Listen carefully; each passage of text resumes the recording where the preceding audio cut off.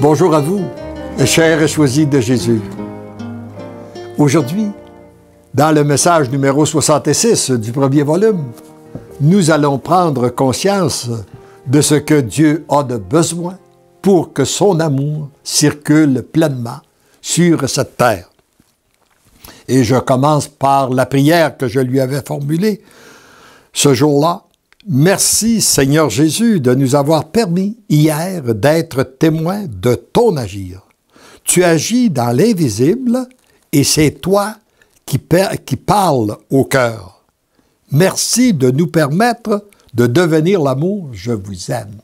Et j'aimerais ajouter aujourd'hui, merci Seigneur Jésus, de nous permettre de jour après jour d'être témoins de ton agir dans une multitude de cœurs à travers le monde. Et le message est ceci: mon tout petit, ce que tu vis présentement n'est que tout début de ce que tu vivras dans le futur. Il l'a dit, il le fait. Nous ne sommes qu'à préparer les cœurs à recevoir notre amour. Vous serez de plus en plus guidés et enseignés par ce que produit l'amour en vous. Vous serez de plus en plus témoins de mon agir, en même temps que de plus en plus mes témoins. Voyez-vous, Jésus fait toujours des coups doubles. En même temps qu'il nous permet d'être témoins de son agir, il fait de nous de ses témoins. Puis, j'ai besoin de vous, et sans moi, vous ne pouvez rien faire.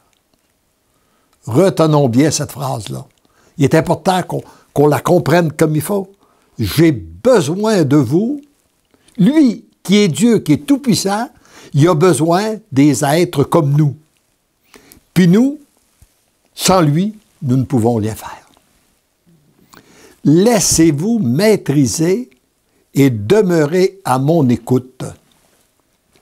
Un autre tantôt, il m'avait dit dans un autre des messages, j'ai peu de gens qui accueillent l'amour que je veux déverser dans leur cœur.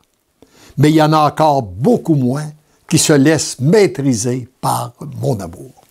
Et pour que son amour circule pleinement dans les cœurs, nous devons non seulement l'accueillir, mais nous devons accueillir de nous laisser maîtriser par son amour. J'ai encore beaucoup de choses à vous enseigner avant que vous soyez réellement devenus l'amour. C'est un long processus à partir de ce que nous étions pour faire de nous des êtres d'amour. À chaque jour, je vous fais faire un petit pas, un tout petit pas. C'est par ces petits pas répétés et répétés que vous constatez un jour la longue distance parcourue. Vous êtes mes choisis. Vous êtes à l'avant de la parade.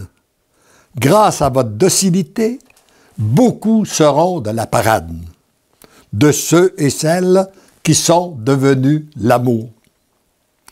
Goûtez déjà à l'amour et à la joie d'être de cette parade, qui est la parade des parades, comme nul autre n'a été formé dans le passé et ne le sera dans l'avenir. Car c'est elle qui va à la rencontre de celui qui a été promis à l'humanité comme sauveur du monde. Celui qui est venu et qui revient dans toute sa puissance d'amour et sa gloire. Voyez-vous l'importance, hein? Notre foi, il est important qu'on se rappelle que notre foi en tant que baptisé, elle est basée sur un Christ qui est ressuscité. Mais ce Christ ressuscité nous a promis son retour. Et son retour est sûrement pour très bientôt. Et là, il nous dit qu'il prépare une grande parade dont nous faisons partie pour aller à sa rencontre, à la rencontre de Jésus qui s'en vient dans sa gloire.